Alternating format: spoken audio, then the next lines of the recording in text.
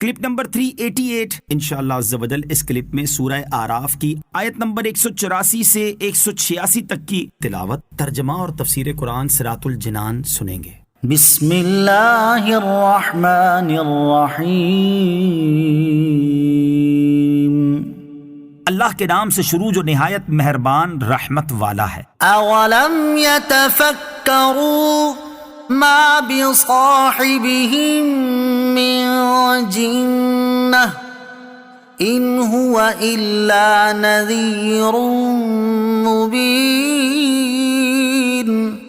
ترجمہ، کیا وہ غور و فکر نہیں کرتے کہ ان کے صاحب کے ساتھ جنون کا کوئی تعلق نہیں، وہ تو صاف ڈر سنانے والے ہیں۔ ما بصاحبهم من جنہ، ان کے صاحب کے ساتھ جنون کا کوئی تعلق نہیں۔ کفار مکہ میں سے بعض جاہل قسم کے لوگ سرکار دو عالم صلی اللہ تعالی علیہ وسلم کی طرف جنون کی نسبت کرتے تھے۔ اس کی ایک وجہ یہ تھی کہ سید الانبیاء صلی اللہ تعالی علیہ وسلم کے افعال کفار کے افعال سے جدا تھے، کیونکہ آپ علیہ الصلوۃ والسلام دنیا اور اس کی لذتوں سے منہ پھیر کر آخرت کی طرف متوجہ تھے، اللہ تعالیٰ کی طرف دعوت دینے اور اس کا خوف دلانے میں شب و روز مشغول تھے۔ یوں نبی اکرم علیہ الصلوۃ والسلام کا عمل ان کے طریقے کے مخالف ہوا تو انہوں نے آپ صلی اللہ تعالیٰ علیہ وسلم کو مجنون سمجھا۔ حضرت حسن بصری رضی اللہ تعالیٰ عنہ فرماتے ہیں، نبی کریم صلی اللہ تعالیٰ علیہ وسلم رات کے وقت کوہ صفا پر چڑھ کر قبیلے کو پکارتے ہوئے فرماتے، اے بنی فلاں، اے بنی فلاں، اللہ تعالیٰ کی پکڑ اور اس کے عذاب سے ڈراتے تو کفار میں سے کوئی کہتا کہ تمہارے صاحب مجنون ہیں، رات سے لے کر صبح تک چلاتے رہتے ہیں۔ اس پر یہ آیت کریمہ نازل ہوئی اور اللہ تعالیٰ نے تاجدار رسالت صلی اللہ تعالیٰ علیہ وسلم کے معمولات میں انہیں غور و تفکر کرنے کی دعوت دی تاکہ انہیں معلوم ہو جائے کہ نبی اکرم صلی اللہ تعالیٰ علیہ وسلم کسی جنون کی وجہ سے نہیں بلکہ انہیں عذاب الہی سے ڈرانے کے لیے پکارتے ہیں۔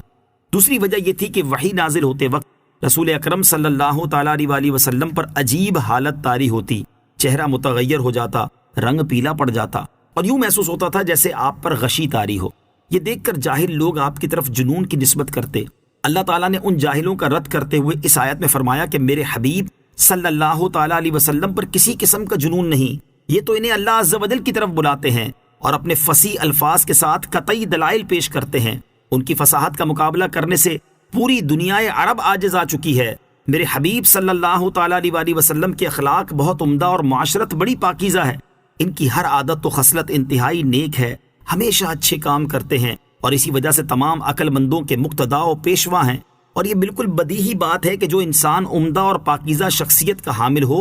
اسے مجنون قرار دینا کسی طرح بھی درست نہیں۔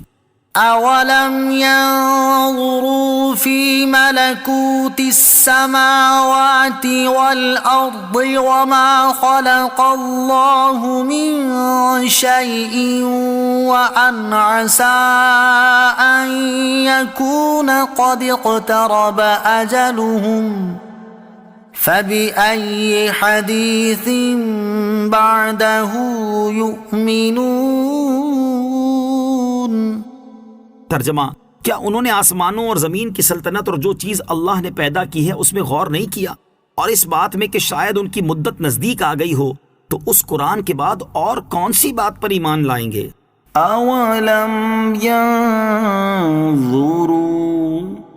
کیا انہوں نے غور نہیں کیا؟ اس آیت کا خلاصہ یہ ہے کہ کیا ان کفار نے آسمانوں اور زمین کی سلطنت اور جو چیز اللہ عز و جل نے پیدا کی ہے اس میں غور نہیں کیا تاکہ وہ ان کے ذریعے اللہ تعالیٰ کی قدرت و وحدانیت پر استدلال کرتے، کیونکہ ان سب میں اللہ تعالیٰ کی وحدانیت اور حکمت و قدرت کے کمال کی بے شمار روشن دلیلیں موجود ہیں۔ اور کیا انہوں نے اس بات میں غور نہیں کیا کہ شاید ان کی موت کی مدت نزدیک آ گئی ہو اور وہ کفر کی حالت میں مرنے کے بعد ہمیشہ کے لیے جہنمی ہو جائیں؟ ایسے حال میں عقل مند پر لازم ہے کہ وہ سوچے سمجھے اور دلائل پر نظر کرے اور اللہ تعالیٰ کی وحدانیت، نبی اکرم صلی اللہ تعالیٰ علیہ وسلم کی رسالت اور قرآن عظیم کی کتاب الہی ہونے پر ایمان لائے، کیونکہ قرآن پاک کے بعد اور کوئی کتاب اور نبی کریم صلی اللہ تعالیٰ علیہ وسلم کے بعد اور کوئی رسول آنے والا نہیں جس کا انتظار ہو کہ قرآن مجید اللہ تعالیٰ کی آخری کتاب اور حضور پرنور صلی اللہ تعالیٰ علیہ وسلم آخری نبی ہیں۔ اگر ان پر ایمان نہیں لایا تو پھر کس پر ایمان لائے گا؟